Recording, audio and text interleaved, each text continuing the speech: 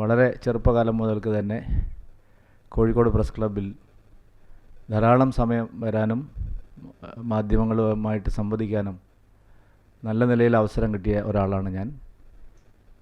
ഇപ്പോൾ കുറച്ചായിട്ട് ഞങ്ങളുടെ പാർട്ടി ഓഫീസിൽ സംവിധാനങ്ങൾ വന്നതോടുകൂടി പ്രസ് ക്ലബ്ബിൽ വാർത്താ സമ്മേളനം നടത്തുന്നത് കുറവാണ്. എന്തായാലും തദ്ദേശ തിരഞ്ഞെടുപ്പിൻ്റെ പ്രചാരണ പ്രവർത്തനങ്ങൾ ഏതാണ്ട് അവസാന ലാപ്പിലേക്ക് കടക്കുകയാണ്. 9-ാം തീയതിയും 11-ാം തീയതിയുമായി നടക്കുന്ന തദ്ദേശ തെരഞ്ഞെടുപ്പ്, ആ തെരഞ്ഞെടുപ്പ് അടുക്കുന്തോറും കേരളത്തിലെ പ്രബലമായ രണ്ട് മുന്നണികളും വലിയ തോതിൽ മുഖം നഷ്ടപ്പെട്ട് നിൽക്കുന്ന ഒരു സ്ഥിതിയിലാണ് ഇപ്പോഴുള്ളത്. LDF ഗവൺമെൻറ്റിനെതിരായിട്ട് ഓരോ ദിവസവും കൂടുതൽ അഴിമതി കഥകൾ, അതുപോലെ സർക്കാരിനെതിരായിട്ടുള്ള നിരവധിയായിട്ടുള്ള ആക്ഷേപങ്ങൾ ഉയർന്നുകൊണ്ടിരിക്കുകയാണ്. UDFനും നിവർന്നു നിന്ന് ഈ തെരഞ്ഞെടുപ്പിനെ നേരിടാൻ പറ്റാത്ത ഒരു അപജയത്തിലേക്ക് അവരും വന്നിരിക്കുകയാണ്.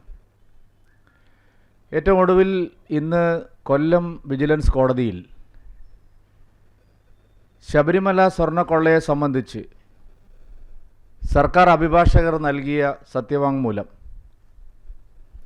അത് ഈ സർക്കാരിന് സ്വർണ്ണക്കൊള്ള അന്വേഷണത്തിൽ സത്യം പുറത്തു വരാതിരിക്കാൻ എത്രമാത്രം വ്യഗ്രതയുണ്ട് എന്നുള്ളതിൻ്റെ തെളിവാണ്.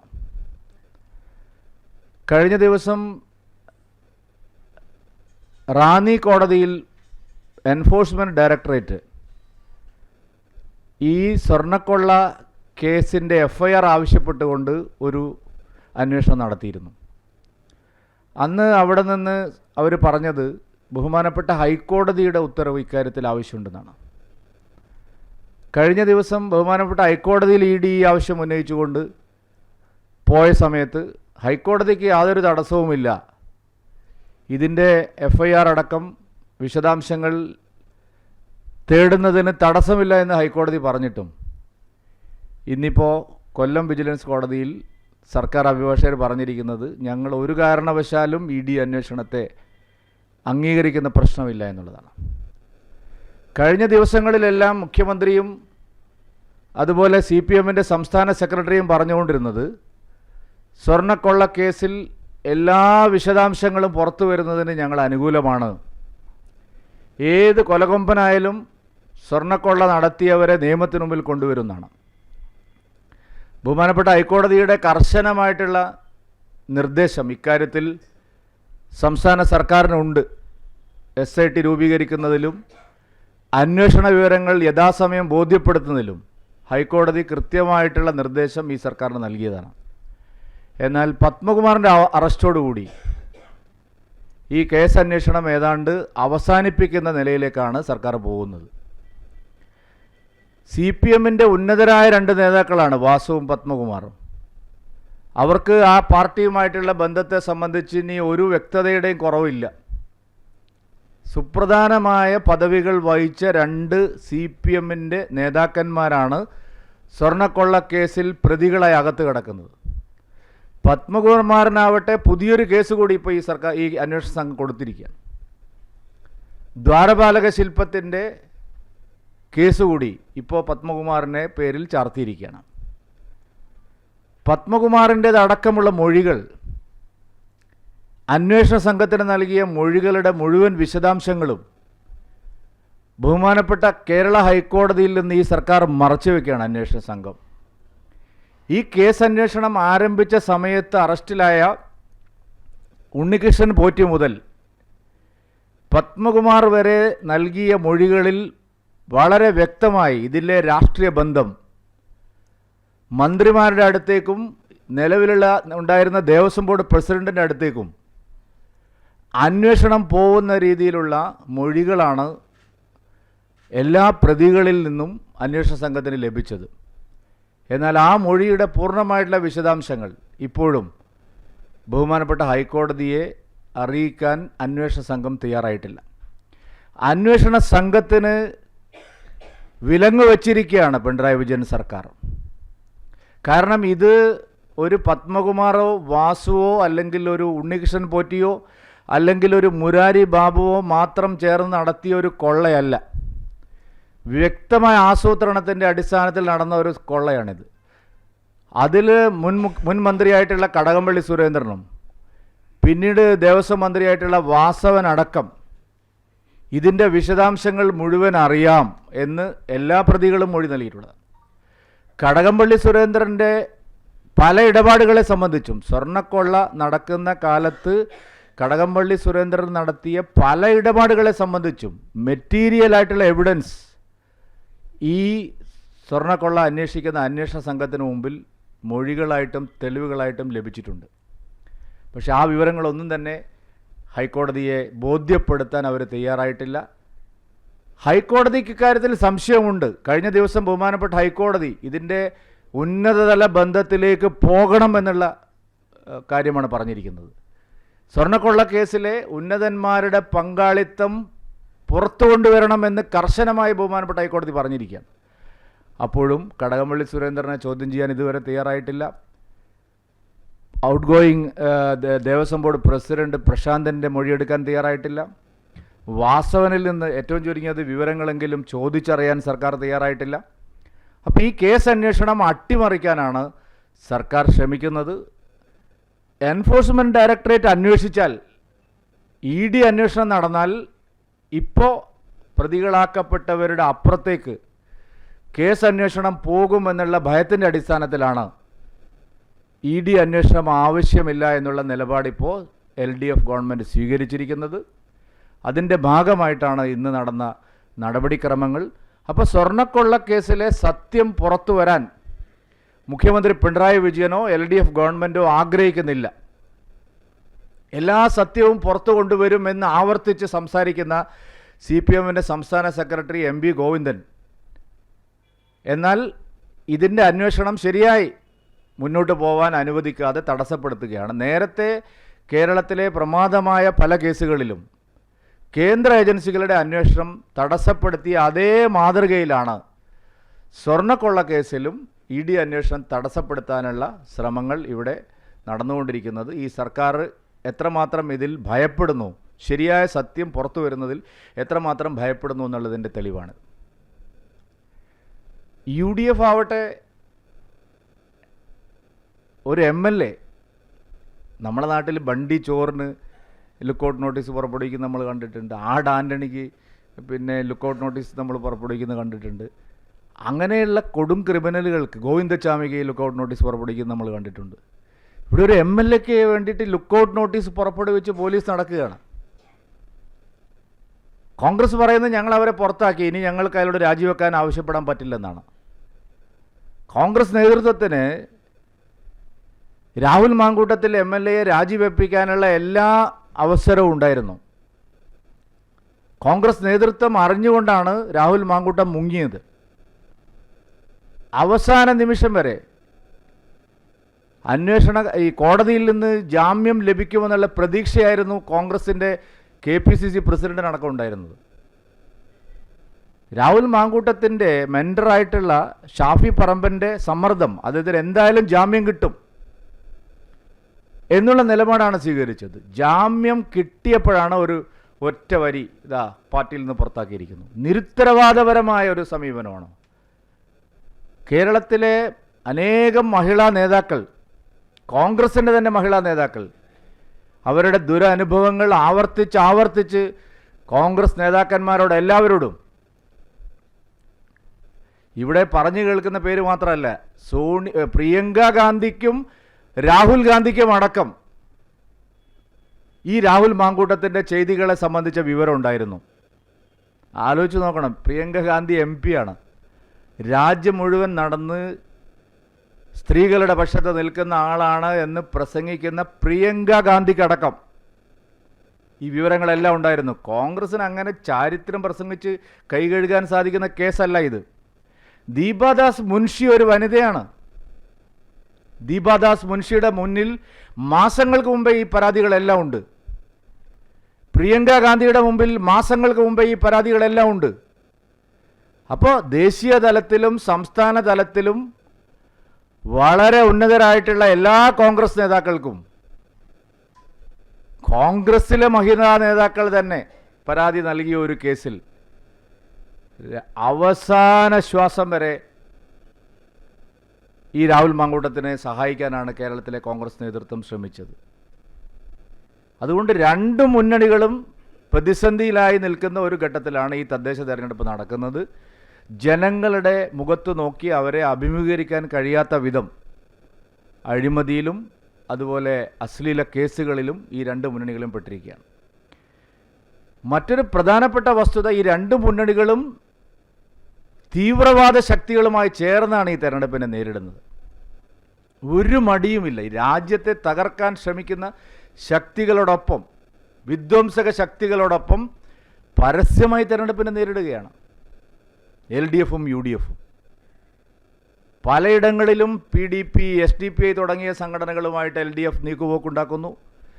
ഈ രാജ്യത്തെ തന്നെ തകർക്കാൻ ശ്രമിക്കുന്ന ഇസ്ലാമിക ബോംബായിട്ടുള്ള ജമാഅത്തെ ഇസ്ലാമിയുമായി ചേർന്ന് പരസ്യമായി കോൺഗ്രസ് തെരഞ്ഞെടുപ്പിൽ മത്സരിക്കുക. ഈ കോഴിക്കോട് കോർപ്പറേഷനിൽ ചെറുവണ്ണൂർ വെസ്റ്റിൽ ജമാഅത്തെ ഇസ്ലാമി കോൺഗ്രസ് സഖ്യം പരസ്യം, അവിടെ യാതൊരു രഹസ്യവുമില്ല, പരസ്യമായി ജമാഅത്തെ ഇസ്ലാമിയുമായി ചേർന്ന് കോൺഗ്രസ് മുന്നണി ഉണ്ടാക്കിയിരിക്കും.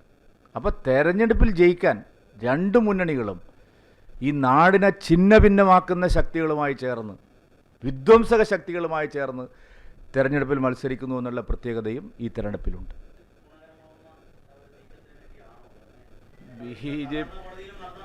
BJPക്ക് എന്ത് ഗുണകരമാകാനാണ് ഇത് കേസ്? BJPക്ക് എന്താണ് ഇതിൽ പങ്കാളിത്തമുള്ളത്?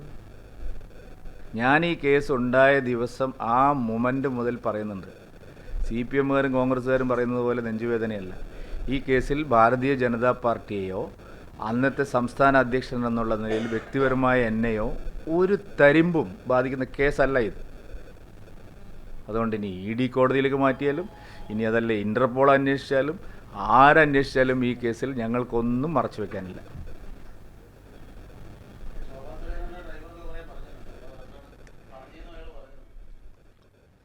ഞാൻ പറഞ്ഞല്ലോ, ആര് എന്ത് പറഞ്ഞാലും എവിടെ അന്വേഷിച്ചാലും ഇതിലൊന്നുമില്ല, അതിൽ യാതൊരു സംശയമില്ലാത്ത കാര്യമാണ്.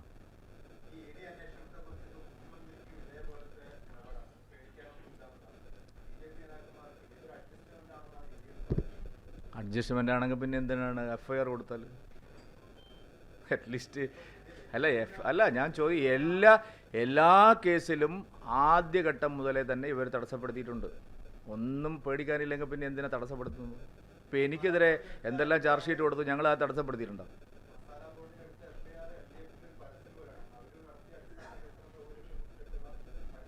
അല്ല, അത് മസാല ബോണ്ടിൽ മാധ്യമങ്ങൾ വ്യാഖ്യാനിക്കുന്നത് പോലെയോ തോമസ് ഐസക്ക് സന്തോഷിക്കുന്നത് പോലെയോ അല്ല വസ്തുത.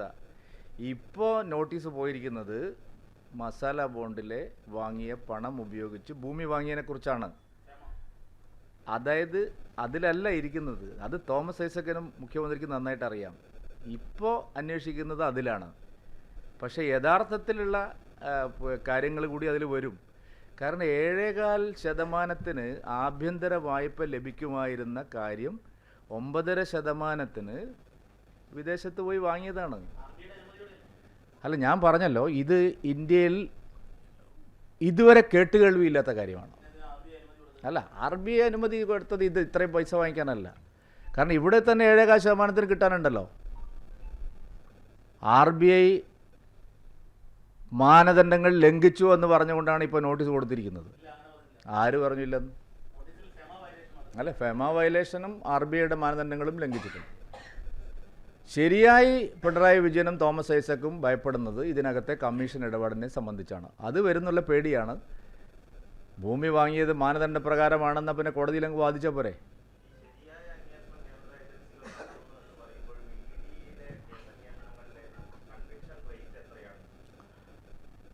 അല്ല, ഇതിപ്പോൾ കേരള പോലീസിൻ്റെ അന്വേഷണത്തിൽ എല്ലാം കുറ്റവാളികൾ എല്ലാവരെയും പിടിക്കുന്നുണ്ടോ?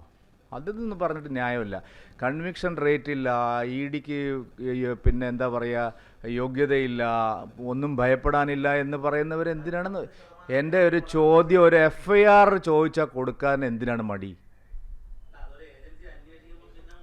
അല്ല, ഏജൻസി അന്വേഷിച്ചിട്ട് ഇപ്പോൾ 15 ദിവസമായിട്ട് ഞാൻ ചോദിക്കട്ടെ, ആ ഹൈക്കോടതി മോണിറ്റർ ചെയ്യുന്ന അന്വേഷണം 15 ദിവസം പത്മകുമാർ കഴിഞ്ഞതിന് ശേഷം ആരെയാണ് ചോദ്യം ചെയ്തത്? അല്ല, നിങ്ങളെല്ലാവരും എല്ലാം സാഹൂതം വീക്ഷിക്കുന്ന മാധ്യമപ്രവർത്തകരാണല്ലോ. പത്മകുമാർ കഴിഞ്ഞതിന് ശേഷം ആരെ ചോദ്യം ചെയ്തു? ഇന്നലെ ഹൈക്കോടതി എന്താണ് പറഞ്ഞത്? ഉന്നത ബന്ധങ്ങൾ അന്വേഷിക്കണം എന്ന് വീണ്ടും വീണ്ടും കോടതി പറയുകയാണ്. അപ്പോൾ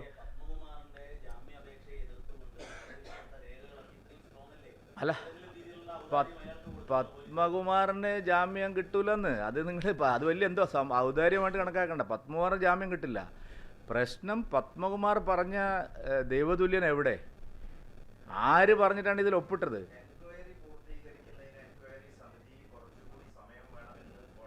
അതെന്താ ഞാൻ ചോദിക്കുന്നത്?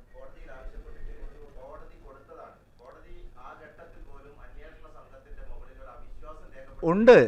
എല്ലാ അവിശ്വാസം എന്ന് പറഞ്ഞാൽ രാഷ്ട്രീയമായിട്ട് കോടതി ഞാൻ പറയുന്ന പോലെ അല്ലല്ലോ കോടതി പറയുന്നത്. ഈ കേസിലെ കുറ്റവാളികളായിട്ടുള്ള ഉന്നതന്മാരിലേക്ക് കർശനമായ അന്വേഷണം പോകണമെന്ന് പറഞ്ഞാൽ പിന്നെ അത് വിശ്വാസമാണോ അവിശ്വാസമാണോ എനിക്കറിഞ്ഞൂടാ. ഞാനതിനെ അവിശ്വാസമായിട്ട് തന്നെയാണ് വ്യാഖ്യാനിക്കുന്നത്. അല്ല, അതെ, കോടതിക്ക് അങ്ങനെ പറയാൻ പറ്റൂ. താങ്കൾ ചോദിച്ച പോലെ കോടതിക്ക്, ഞാൻ പറഞ്ഞ പോലെ കോടതിക്ക് പറയാൻ പറ്റില്ല. അവിശ്വാസം രേഖപ്പെടുത്തുന്ന കോടതിക്ക് പറയാൻ പറ്റില്ല. കോടതിയുടെ വാക്ക് അത് വായിച്ച ആർക്കാണ് മനസ്സിലാവാത്തത്? ഉന്നതന്മാരിലേക്ക് അന്വേഷണം പോകണമെന്ന് പറഞ്ഞിട്ട് 15 ദിവസമായിട്ട് ഒരാളെ ചോദ്യം ചെയ്തിട്ടില്ല. സാവകാശം എന്തിനാണ് ആവശ്യപ്പെട്ടത്? ഒരു ഘട്ടത്തിലും ഈ കേസിൻ്റെ അന്വേഷണ സംഘം സാവകാശം ആവശ്യപ്പെട്ടിട്ടില്ല. ഇത് തെരഞ്ഞെടുപ്പിന് മുമ്പ് കടകംപള്ളിയിലേക്കോ വാസവനിലേക്കോ പ്രശാന്തിലേക്കോ അന്വേഷണ സംഘത്തിന് പോവേണ്ടി വരുമോ എന്നുള്ള സംശയമാണ്. ഈ കേസ് ആരംഭിച്ചതിന് ശേഷം ഒരു ഘട്ടത്തിലും കോടതിയിൽ ഞങ്ങൾ കൂടുതൽ സാവകാശമാണെന്ന് പറഞ്ഞിട്ടില്ല. അല്ലല്ല, അതൊക്കെ സർക്കാരിൻ്റെ സർ, അതൊക്കെ സർക്കാരിൻ്റെ ക്യാപ്സൂളാണ്. ഈ അന്വേഷണം ആരംഭിച്ചതിന് ശേഷം ഇത്തരം ഒരു ആവശ്യം ഇതിനു മുമ്പ് ഒരിക്കലും അന്വേഷണ സംഘം കോടതിയിൽ ആവശ്യപ്പെട്ടിട്ടില്ല. കാരണം പത്മകുമാർ വരെ ത്വരിതഗതിയിൽ നടന്ന അന്വേഷണം പത്മകുമാറിൻ്റെ അറസ്റ്റോടെ സ്തംഭിക്കുകയാണ്. സംശയമല്ലാതെ പിന്നെ എന്താണ് നമ്മൾ അതിനെ എൻഡോസ് ചെയ്യണോ? അതൊക്കെ അല്ലെന്ന് ബഹുമാനപ്പെട്ട കേരള ഹൈക്കോടതി ഈ സർക്കാരിൻ്റെ മുഖത്തടിച്ചിട്ടുണ്ട് ഈ കേസിൽ തന്നെ ആദ്യഘട്ടത്തിൽ. ഇതെന്ത് നിങ്ങളിപ്പോൾ ആദ്യമായിട്ട് പറയുന്നത് പോലെ? ഞാൻ ചോദിക്കുന്നത്, ഒരു അന്വേഷണം നടത്തി 15 ദിവസമായിട്ട് അന്വേഷണ സംഘം എന്ത് വർക്ക് ചെയ്തു? നിങ്ങളൊന്ന് പറയും. അല്ല, ഈ അന്വേഷണം രാഷ്ട്രീയ കേന്ദ്രങ്ങളിലേക്ക് പോവില്ല എന്നുള്ള വിശ്വാസത്തിൻ്റെ അടിസ്ഥാനത്തിലാണല്ലോ ED കൊണ്ട് അന്വേഷിപ്പിക്കണമെന്ന് ഞങ്ങൾ പറയുന്നത്. അല്ല, പത്മകുമാറിനെ അറസ്റ്റ് ചെയ്തിരിക്കാൻ പറ്റില്ലല്ലോ ചേട്ടാ. എന്താണ് നിങ്ങൾ പറയുന്നത്? നേരെ സ്വർണം ജമ്പാക്കിയതിൻ്റെ രേഖകൾ പിടിച്ചെടുത്തില്ലേ? പത്മകുമാറിനെക്കുറിച്ച് ഇതുവരെ വന്ന വിവരങ്ങളെല്ലാം വിജിലൻസിൻ്റെ കയ്യിൽ തന്നെയുള്ള വിവരങ്ങളാണ്. എന്താണ് പുതിയ SIT കണ്ടുപിടിച്ചിരിക്കുന്നത്? വിജിലൻസ് അന്വേഷണത്തിൽ കണ്ടെത്തിയ കാര്യങ്ങൾ തന്നെയാണ് ഇപ്പോൾ ഈ കേസിൻ്റെ അവിടെ വരെ എത്തിയിട്ടുള്ളൂ. സർക്കാരിൻ്റെ വിജിലൻസ് അന്വേഷിച്ചിട്ട്, ദേവസ്വം വിജിലൻസ് അന്വേഷിച്ചിട്ടും സ്വർണം ജമ്പാക്കിയതിൻ്റെ രേഖകളും ഒക്കെ അന്ന് പറഞ്ഞിട്ടുണ്ട്. അതുകൊണ്ട് അതൊന്നും പറയണ്ട. രാഷ്ട്രീയ കേന്ദ്രങ്ങളിലേക്ക് അന്വേഷണം പോയിട്ടില്ല. ഈ തെരഞ്ഞെടുപ്പിന് ആയതുകൊണ്ട് 15 ദിവസമായിട്ട് ഇപ്പോൾ അന്വേഷണ സംഘം ചൊറിയും കുത്തിയിരിക്കുകയാണ്.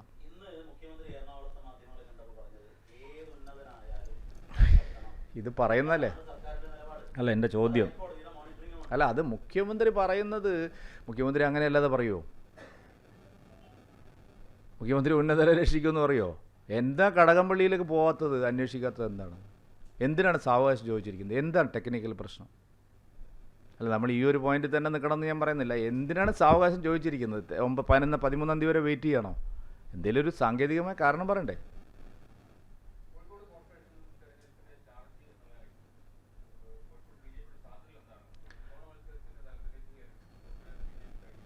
അല്ല, ഈ തെരഞ്ഞെടുപ്പിൽ കോഴിക്കോട് കോർപ്പറേഷനിൽ ഭരണം പിടിക്കുക എന്നുള്ള ഉദ്ദേശത്തിൽ തന്നെയാണ് ഞങ്ങൾ മത്സരിക്കുന്നത്. അത് അസാധ്യമായിട്ടുള്ള ഒരു കാര്യമാണ് എന്ന് ഇന്ന് കോഴിക്കോട് നഗരത്തിൽ ആരും വിചാരിക്കുന്നില്ല. കഴിഞ്ഞ തദ്ദേശ തെരഞ്ഞെടുപ്പിൻ്റെ ഫലം തന്നെ അത് വ്യക്തമാക്കുന്നതാണ്. കഴിഞ്ഞ തവണ ഞങ്ങൾ 7 സീറ്റിലാണ് വിജയിച്ചതെങ്കിലും തൊട്ടടുത്ത രണ്ടാം സ്ഥാനത്ത് ഞങ്ങൾ 22 സീറ്റിൽ ജയിച്ചിട്ടുണ്ട്. അപ്പോൾ 22ഉം 7ഉം 29 സീറ്റിൽ കഴിഞ്ഞ തവണ 75-ൽ 29 സീറ്റിൽ ഞങ്ങൾ നിർണായക ശക്തിയായിരുന്നു. 6 സീറ്റുകളിൽ തൊട്ടടുത്ത 3-ാം സ്ഥാനത്ത് ചെറിയ വോട്ടിന് ഞങ്ങൾ വന്നിട്ടുണ്ട്. കൂട്ടി നോക്കിയാൽ നിങ്ങൾക്കറിയാം. ഈ തെരഞ്ഞെടുപ്പിൽ കഴിഞ്ഞ 5 വർഷത്തിനിടയിൽ പാർട്ടിക്കുണ്ടായ വളർച്ച പിന്നെ നരേന്ദ്രമോദി നടത്തിയിട്ടുള്ള സർക്കാർ എന്നുള്ള നിലയിൽ നടത്തിയിട്ടുള്ള വികസന പ്രവർത്തനങ്ങൾ, നിലവിലുള്ള രാഷ്ട്രീയ സാഹചര്യം. അതുകൊണ്ട് ഞങ്ങൾ ഒരു വോട്ട് വർധനയ്ക്കും വേണ്ടി മത്സരിക്കുന്നതല്ല. ഈ കോർപ്പറേഷനിൽ ഞങ്ങൾ ഭരണം പിടിക്കാൻ വേണ്ടി തന്നെയാണ് മത്സരിക്കുന്നത്.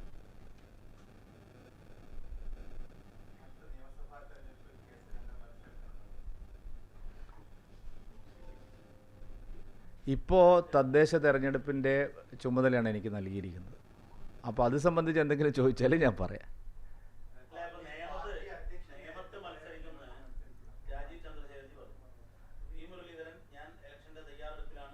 അല്ല, നിങ്ങൾക്ക് എന്തെങ്കിലും ഞാൻ ചോദിക്കട്ടെ, ഞാനൊരു സംശയം ചോദിക്കട്ടെ. ഈ രാജീവ് ചന്ദ്രശേഖർജി നേമത്ത് മത്സരിക്കുന്നതിൽ നിങ്ങൾക്ക് വല്ല ബുദ്ധിമുട്ടുണ്ടോ? പിന്നെ എന്തിനാണ് ഈ ചോദ്യം ചോദിക്കുന്നത്?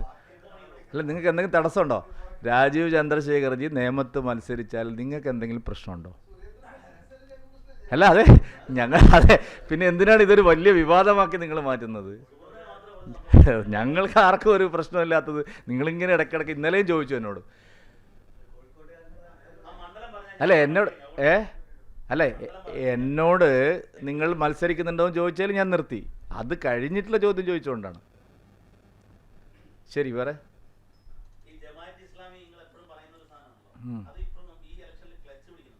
എന്താ ക്ലച്ച് പിടിക്കാൻ? ഇപ്പോഴല്ലേ ചെങ്കോട്ടയിൽ ബോംബ് പൊട്ടിച്ച്? ഇത് ഈ കഴിഞ്ഞ ആഴ്ചയല്ലേ? എന്താ ദീപൊക്കെ ഇങ്ങനെ ചോദിക്കുന്നത്? കഴിഞ്ഞ ആഴ്ച ബോംബ് പൊട്ടിയതേ ഉള്ളൂ. അതേ ബോംബ് തന്നെയാണ് ഈ ജമാഅത്തെ ഇസ്ലാമി. അല്ലാതെ ചെങ്കോട്ടയിൽ വെച്ചത് വേറെ ജമാഅത്തെ ഇസ്ലാമിയും കോഴിക്കോട് മത്സരിക്കുന്നത് വേറെ ജമാഅത്തെ ഇസ്ലാമിയും ഇല്ല. രണ്ടും ഒന്ന് തന്നെയാണ്. അങ്ങനെയല്ല, ജമാഅത്തെ ഇസ്ലാമിയെ നിരോധിക്കണം എന്നാണോ നിങ്ങൾ പറയുന്നത്? അല്ല, ശക്തമായിട്ട് നിയന്ത്രിക്കുന്നുണ്ട്. പക്ഷേ അതിനെ പറ്റിയിട്ടാണ് ചോദ്യമെങ്കിൽ ഞാൻ ഉത്തരം പറയാം. വലിയ സ്ഫോടനം ആസൂത്രണം ചെയ്തുകൊണ്ടാണ് അവർ വന്നത്. അതെല്ലാ മാധ്യമങ്ങളിലും വന്ന കാര്യമാണ്. ഞാൻ ചോദിക്കുന്നത്, അവരെയൊക്കെ നിയന്ത്രിക്കണം എന്ന് പറയുന്നതാണോ, അതല്ല ഞങ്ങൾ വളരെ സെക്കുലറാണെന്ന് പറയുന്നവർ അവരുമായിട്ടുള്ള ബന്ധം ഉപേക്ഷിക്കുന്നതാണോ കുറച്ചും കൂടി നമുക്ക് നല്ലത്? അല്ല, ഭരണകൂടം ആവശ്യമായതെല്ലാം ചെയ്യുന്നുണ്ടെന്ന്. ഭരണകൂടം ഇപ്പോൾ PFIനെ ബാൻ ചെയ്ത്, ഞങ്ങളല്ലെങ്കിൽ ഇപ്പോൾ PFI പരസ്യമായിട്ട് ഇവിടെ ഇലക്ഷനിൽ മത്സരിച്ചാണ്. ഇപ്പോൾ അവരുടെ പൊളിറ്റിക്കൽ പാർട്ടിയേ ഉള്ളൂ.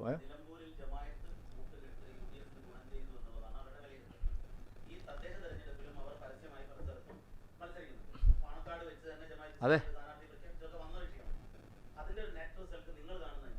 അല്ല, സംസ്ഥാനത്തിൻ്റെ പൊതു താല്പര്യത്തിന് മതേതര ചിന്താഗതിക്കാർക്ക് മുറിവേൽപ്പിക്കുന്നതും ക്രമസമാധാനം തകർക്കുന്നതും മതസൗഹാർദ്ദം തകർക്കുന്നതും വലിയ ഭീഷണിയായിട്ടുള്ള ഒരു കൂട്ടുകെട്ടാണിത്. തെരഞ്ഞെടുപ്പിൽ ചിലപ്പോൾ 2 സീറ്റ് അവർക്ക് അധികം കിട്ടുമായിരിക്കും. എന്നെ അത്ഭുതപ്പെടുത്തുന്നത്, ആശങ്കപ്പെടുത്തുന്നത് ഞങ്ങളെ പാണക്കാട് തങ്ങൾ ഇത് പ്രഖ്യാപിച്ചതിലാണ്. പാണക്കാട് തങ്ങൾ ആൾ ചെറിയ ആളല്ല. കേരളത്തിൻ്റെ മതേതരത്വം കാത്തു സൂക്ഷിക്കാൻ വേണ്ടിയിട്ട് ദൈവം തന്നെ നിയോഗിച്ചു എന്ന് ലീഗുകാർ പറയുന്ന ആളാണ് അദ്ദേഹം തന്നെ ഈ ഭീകരവാദ ബോംബിൻ്റെ സ്ഥാനാർത്ഥിയെ പ്രഖ്യാപിക്കുന്നു എന്ന് പറയുന്നത് കുഞ്ഞാലിക്കുട്ടിയാണെങ്കിൽ ഞങ്ങൾ സമ്മതിച്ചേനെ. ഇത് നമ്മൾ വല്ലാതെ ആശങ്കപ്പെടുന്നതാണ്. കേരളം എങ്ങോട്ടാണ് പോകുന്നത്?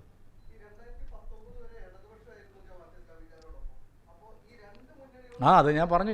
ഞാൻ ആദ്യ വാചകം അതാണ്. നിങ്ങൾ കേട്ടതിൽ കുഴപ്പമാണ്. ഈ 2 മുന്നണികളും വിധ്വംസക ശക്തികളും തീവ്രവാദ ശക്തികളും ചേർന്ന് തെരഞ്ഞെടുപ്പിൽ മത്സരിക്കുന്നതാണ് ഞാൻ പറഞ്ഞത്. അല്ലാതെ ഞാൻ UDF മാത്രമാണെന്ന് പറഞ്ഞില്ല. LDF മത്സരമാണ് ഈ കാര്യത്തിൽ അങ്ങോട്ടും ഇങ്ങോട്ടും.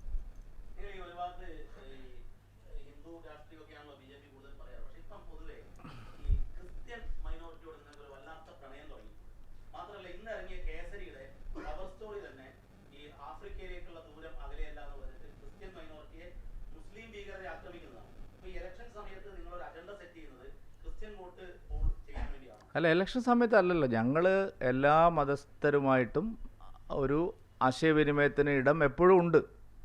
അത് ക്രിസ്ത്യൻ മാത്രമല്ല. ഇത്തവണ ഞങ്ങൾക്ക് നല്ല നിലയിൽ മുസ്ലിം സ്ഥാനാർത്ഥികളും മത്സരിക്കുന്നുണ്ട്. നിങ്ങളുടെ തൊട്ടടുത്ത് ഞങ്ങളുടെ കാൻഡിഡേറ്റ് മുസ്ലിം, എന്താ പ്രകാശ് ബാബു അദ്ദേഹത്തിൻ്റെ പേര്, നമ്മൾ സീറ്റ് അബ്ദുൾ റസാഖ് ഇവിടെ മത്സരിക്കുന്നുണ്ട്. ഞങ്ങൾ എല്ലാവർക്കും ടിക്കറ്റ് കൊടുക്കുന്നുണ്ട്. ഞങ്ങൾ വർഗീയ പാർട്ടിയല്ല.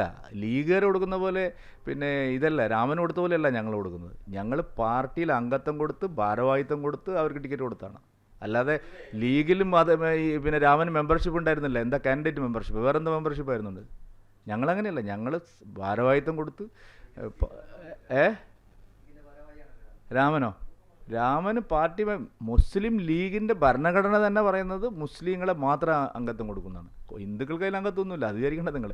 വേറെ എന്തോ ഒരു മറ്റേ ദളിത് ലീഗ് എന്ന് പറയുമോ, അല്ലാതെ മെമ്പർഷിപ്പ് കൊടുക്കില്ല, അത് വേറെയാണ്.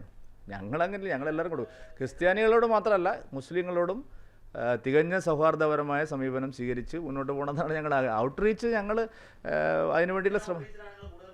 ഏത് അങ്ങനെയല്ല, അത്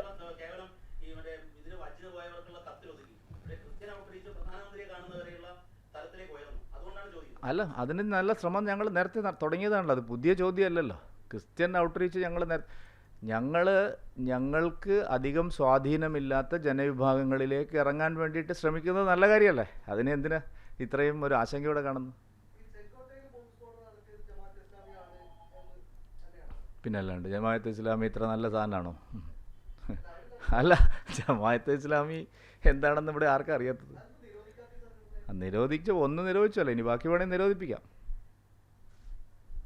കാരണം പിന്നെന്താ സംശയം? ജമാഅത്ത് ഇസ്ലാമി എന്ന് പറഞ്ഞാൽ ഏതാ സാധനം? അല്ല, കേന്ദ്രത്തിന് അറിയേണ്ടത് കാര്യങ്ങളെ. PFI നിരോധിക്കും നിങ്ങൾ ആരെങ്കിലും സ്വപ്നത്തിൽ വിചാരിച്ചിരുന്നോ? ഞങ്ങളത് നിരോധിച്ചിരുന്നില്ലായിരുന്നെങ്കിൽ ഇപ്പം നാടിൻ്റെ അവസ്ഥ എന്താവുമായിരുന്നു? അതെ, VD സതീശന് വോട്ട് കിട്ടുമ്പോൾ ഉപേക്ഷിക്കും. അത് VD സതീശൻ പറയുന്നതല്ലല്ലോ നാടിൻ്റെ സ്ഥിതി. കോൺഗ്രസ്സിന് പിന്നെ ഇതൊരു അലങ്കാരമല്ലേ? അതിൽ കുഴപ്പമൊന്നുമില്ല.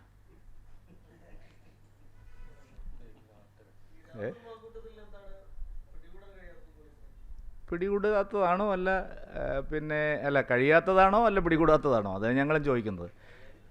7-ാം തീയതി വരെ കൊണ്ടുപോകുന്നു തോന്നുന്നല്ലേ? കാരണം 8-ാം തീയതി വേറെ വിധി വരും, 7-ാം തീയതി വരെ ഇത് കൊണ്ടുപോകാന്നുള്ളതായിരിക്കും. അല്ലാതെ രാഹുൽ മാങ്കൂട്ടത്തിനെ പിടിക്കാൻ കഴിയാത്ത പോലീസാണ് കേരളത്തിലുള്ളതെന്ന് വിശ്വസിക്കാൻ മാത്രം മണ്ടന്മാരാണ് നമ്മൾ നാട്ടിലുള്ളതെന്ന് ഞാൻ വിചാരിക്കുന്നില്ല.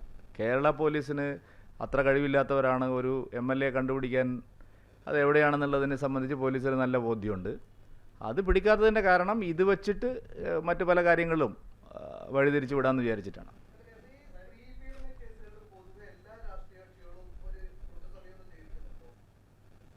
എൻ്റെ പാർട്ടിയിലില്ല.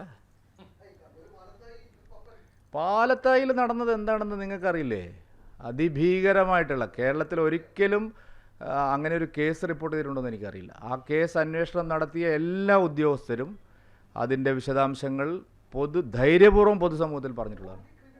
അല്ല, അതായിക്കോട്ടെ, അല്ല ഞങ്ങൾ പിന്നെ അതിനൊന്നും പറഞ്ഞിട്ടില്ലല്ലോ. പക്ഷേ ആ നടപടി എന്നിട്ട് CPM-നെ ഞാൻ പറയട്ടെ, CPM-ൻ്റെ നേതാക്കന്മാർ തന്നെ പറഞ്ഞിട്ടില്ലേ ആ കേസ് എങ്ങനെയാണ് അതിൻ്റെ വഴിത്തിരിവുണ്ടായത് എന്നെല്ലാം ഇവിടെ എല്ലാവർക്കും അറിയാം. അതിൻ്റെ പിന്നിൽ ആരൊക്കെ പ്രവർത്തിച്ചു എന്നുള്ളത് ഞങ്ങൾക്ക് നന്നായിട്ടറിയാം. അത് പിന്നെ കോടതി വിധി വന്നു. ഞങ്ങൾ മാർക്സിസ്റ്റുകാരെ പോലെയല്ല, ജഡ്ജിക്കെതിരെ പറയുന്ന പണിയില്ല. അത് അറിയേണ്ട കാര്യങ്ങളൊക്കെ അറിയാം. അത് പറയേണ്ട സമയത്ത് അതിൻ്റെ വിശദാംശങ്ങൾ കുറച്ച് വെളിപ്പെടുത്തേണ്ട സമയത്ത് വേണമെങ്കിൽ പറയാം. പക്ഷേ ഒരു കാര്യം ഞാൻ പറയാം, അത് വെച്ചിട്ട് ഞങ്ങൾ ഒരു നടപടിയും എടുത്തിട്ടില്ല, ഒരു നിലപാടും എടുത്തിട്ടില്ല. ഞങ്ങൾ നിയമവ്യവസ്ഥയോട് പൂർണ്ണമായിട്ടും യോജിച്ചു. കോൺഗ്രസിനെ പോലെ ഒളിപ്പിച്ചിട്ടില്ല, ഒന്നും ചെയ്തിട്ടില്ല. എന്തിന്? അങ്ങനെയല്ലെന്ന് ഒന്നുമില്ല. അത് പാലത്തായി കേസിനെ ഇതിൽ ബന്ധിപ്പിക്കേണ്ട. അത് ബന്ധിപ്പിക്കുമ്പോൾ എനിക്ക് പലതും എനിക്ക് അതിൽ ഒരുപാട് കാര്യങ്ങൾ അതിൽ പറയാനുണ്ട്. ഞാനത് പറയാൻ ആഗ്രഹിക്കുന്നില്ല ഇപ്പോൾ, പിന്നെ പറയാം. അത്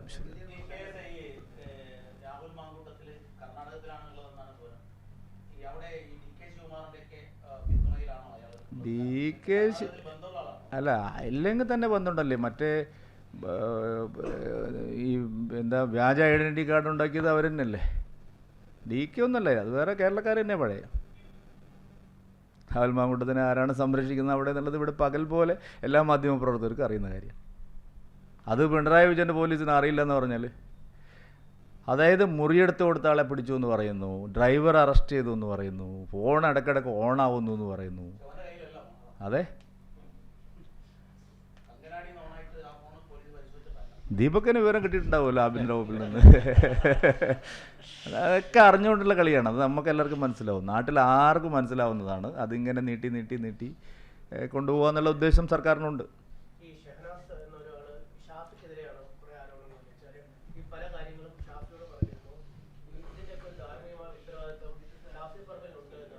ഞാനിത് എപ്പോഴും പറഞ്ഞല്ലേ, ഇത് കൂട്ടുപ്രതികൾ പലരുണ്ട് ഇതിനകത്ത് ഒരു സംഘടിത കുറ്റകൃത്യമാണ് നടന്നത്. ഒരാൾ മാത്രമൊന്നുമല്ല, കോൺഗ്രസിൽ പല ആളുകൾക്കും ഈ കുറ്റകൃത്യങ്ങൾ അറിയാമായിരുന്നു. പല കാര്യങ്ങളും നടന്നിട്ടുണ്ട്. ശരിയായി ഈ കേസിനെ ഒരൊറ്റ ഇൻഡിവിജ്വൽ കേസായിട്ട് ഇത് അന്വേഷിക്കരുത്. അത് ഞാൻ പറഞ്ഞിട്ടില്ല, ഇപ്പോൾ പറഞ്ഞിട്ടില്ല. പ്രജ്വൽ രേവണ്ണ കേസൊക്കെ അന്വേഷിച്ചതുപോലെ അന്വേഷിക്കേണ്ട ഒരു കേസാണിത്. ചെറിയ സംഭവമല്ല.